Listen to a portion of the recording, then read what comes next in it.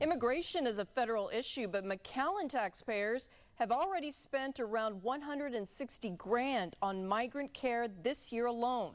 Right now, reimbursement funds are sitting in Washington. Congressman Henry Quaid says he is trying to secure $30 million in back pay. It does need congressional approval. City leaders watching and waiting.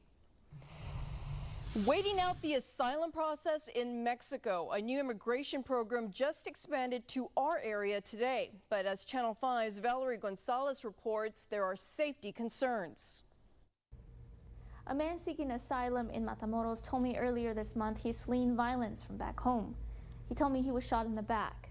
He considers the shelter where he's staying at safe, but nowhere else. Many migrants that I spoke to also said they considered Tamaulipas just as dangerous as the country they're leaving behind. Many will now be returned to this area as part of the migrant protection protocols. They could be waiting up to a year for their asylum court hearings. A military-style vehicle is parked by the riverbank. This is not the U.S. side. It's in Matamoros, near Gateway International Bridge. Mexico's federal government is enforcing its immigration laws on its own north and southern border. The effects are felt in shelters like Casa de Migrante. There's a lot of operations, and it's made the flow decrease along the northern border. It's gone down by about 70%. Food and space are a challenge. Up to 80 people can stay there comfortably. Director Juan Antonio Sierra Vargas says they can maneuver to squeeze up to 200. They don't get federal or state aid. Thanks to the community and the Society of Matamoros and a lot of different church groups, we get by. The shelter receives groups from other border areas already using the Migrant Protection Protocol or Remain in Mexico program. None came from Bronzeville so far. None stayed in this region either. That could change.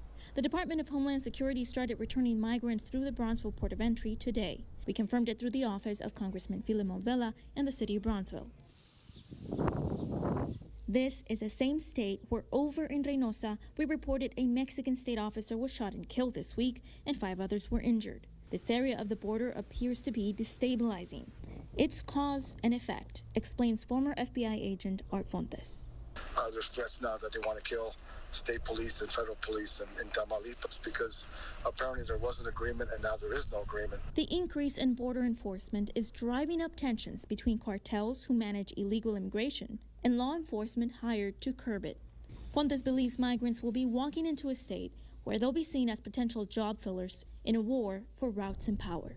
There is a shortage of work, and there's a term that they use is carne para el cañón. Some of these people are being used to fight with the cartel, and a lot of the young females are also used for prostitution, for the slave trade. Circumstances of their journey have changed. Many know this journey was uncertain from the start.